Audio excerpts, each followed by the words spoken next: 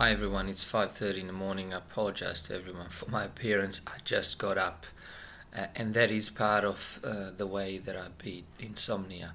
I was suffering from insomnia for about 8 months, and I partly and partially followed some of the advice that you'll find on the internet, and it's good advice, but until you actually stick to it, you're not gonna get away from your insomnia. You're not gonna start sleeping sound at night and waking up really rested in the morning. So what is it that causes insomnia? This is what I want to share with you, is first what causes insomnia, and then what made me beat insomnia. So according to doctors, 35% of insomnia comes from physiological illness, which is depression and anxiety. 15% comes from also something called performance anxiety, which is manifested by you, for example, feeling tired and sleepy, going to bed only to find out that you can't fall asleep. Your eyes are wide open. Another, according to, again, doctors, 12% is caused by restless leg syndrome. Another 12% is alcohol and drugs, and about 9% they say is something called paradoxical insomnia, which means that people complain about not being able to sleep, yet they are perfectly okay when hooked up to the sleep machine. The machine shows that they are not suffering from insomnia, and they sleep sound at night. So as you can see, none of these reasons are to do with some sort of deficiency in your body, maybe heavy metal poisoning, which is all the things that I was thinking about. I thought maybe my adrenal gland is not working properly. Maybe I've got issues with my thyroid gland, or again, I thought maybe heavy metal poisoning because I had few amalgam fillings in my mouth.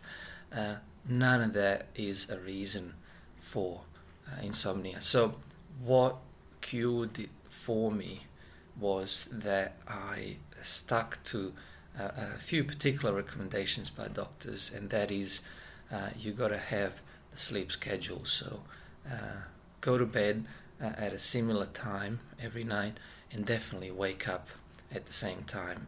And the way to ensure that is to set up an alarm clock.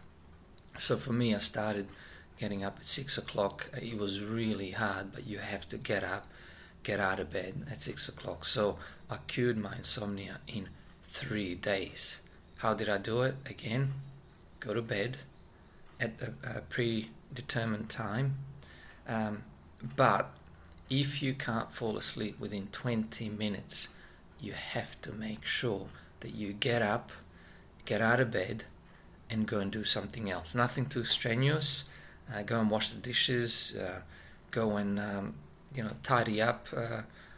Maybe read a book again, not in the bed. Get out of bed, and then go and try again. And according to doctors, you got to try and do this as many times as possible. If you still go to bed, roughly 20 minutes, you're tossing and turning, get out of bed and keep doing it until you can fall asleep. Then another very important thing was the realization of the causes of insomnia. So it wasn't some strange illness, it wasn't some strange deficiency that I had to address.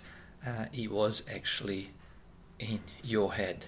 So you got to get it in your head. It is in your head, and you completely yourself can beat it. You just have to stick to some of the rules. Another rule is, and I never used to do that anyway, but it's very important that the only two things you do in bed is sex and sleep. Don't eat, don't watch TV, don't read a book. You think, oh, I'll read a book, I'll unwind over a book, and then I'll fall asleep. And it works for some people, but if you have an insomnia, then stop doing that. Read a book by all means, but don't do it in bed. And then finally, do stick to mainstream recommendations, all the articles that you might have read, is not to have caffeinated drinks after midday, so no coffee, no tea after 12 o'clock. One important thing is I like dark chocolate, like hardcore 85-90% cocoa dark chocolate. Don't eat it after 12 o'clock, just to make sure that that's not causing your insomnia, not adding to your insomnia. And guess what? Psychologically, you'll know that you've done all the right things, and then the power of falling asleep is in your hands. So stop that. And also alcohol. Don't have alcohol close to bedtime. Have it during the day. 1 or 2 standard drinks is recommended. It's good for you.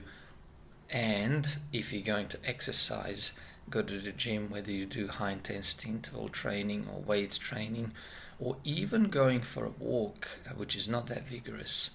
Do not do it within 4 to 5 hours of your bedtime, so do it before. Otherwise, that may wake you up and you'll have trouble falling asleep, because that's very important. And remember, the biggest discovery for me was that it wasn't a deficiency, a poisoning, or anything like that. It was all in your mind. So when you go to bed, do not think about you having to fall to sleep. Why? Because if you haven't fallen asleep in 20 minutes, just get up. Oh, but I'll be tired the next day because I haven't had enough sleep. That's fine. You need to be tired the next day and the day after if it continues to happen. And then the day number 3, like in my case, you wake up in the morning and you realize that you're rested, and then the next night you'll be tired because you got up at 5:30 or 6 o'clock or 7 o'clock, whatever your time is. Probably not the best idea to wake up after 7, but you will be tired and you will be sleepy. So go to bed. Don't think about falling asleep. Just try and fall asleep. Just relax from head to toe. Relax a single part of your body at a time, your head, your shoulders, your arms, then just go down your legs, your feet, and don't think about anything in particular. You don't have to fall asleep. It'll happen automatically. If it doesn't, get up, go do something else, come back and try it until you do. It worked for me.